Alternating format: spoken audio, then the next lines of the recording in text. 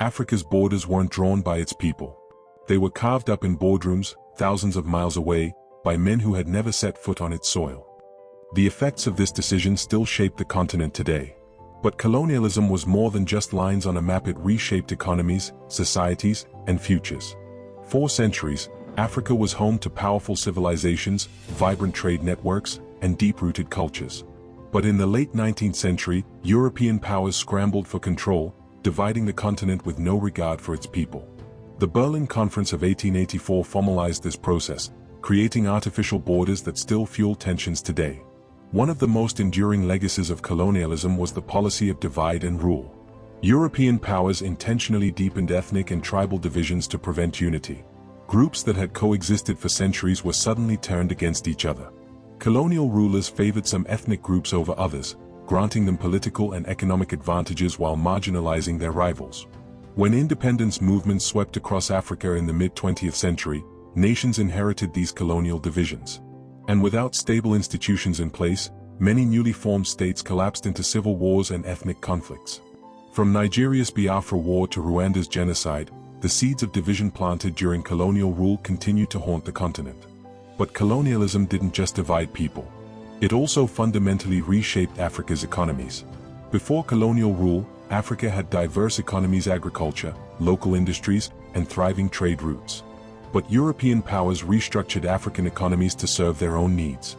Railways, roads, and ports weren't built to connect African communities. They were built to extract raw materials: gold, diamonds, rubber, coffee, shipping them to European markets while keeping Africa dependent. This economic model didn't disappear after independence.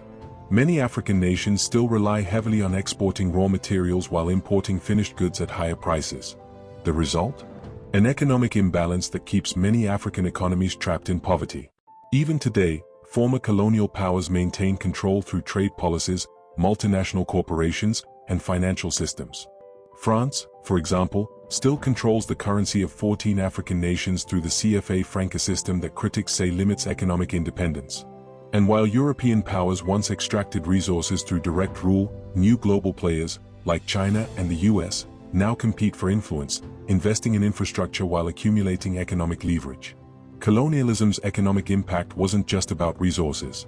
It also shaped politics, creating fragile states that struggled to govern themselves. When African nations gained independence, many inherited political systems designed for foreign control, not self-rule. These governments lacked stability, leading to military coups, dictatorships, and political unrest. In some cases, foreign powers actively undermined African leaders who threatened Western economic interests. Leaders like Patrice Lumumba of the Congo, who sought full independence from European influence, were assassinated with the backing of Western intelligence agencies.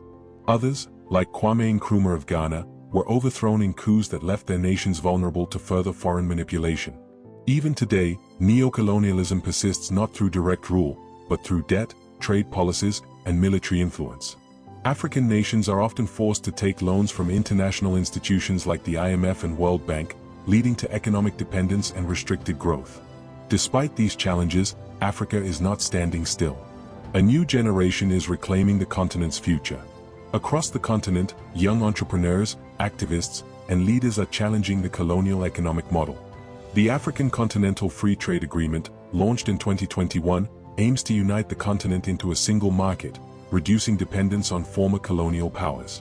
Technological innovation is creating new opportunities, with African nations investing in industries beyond raw material exports. But colonialism's legacy cannot be erased overnight. The shadows of the past still shape the present. The question is, how will Africa break free from these chains? History doesn't just belong to the past. It shapes the world we live in today. To uncover more hidden histories and untold stories, subscribe to Shadow History. Because the past is never truly behind us.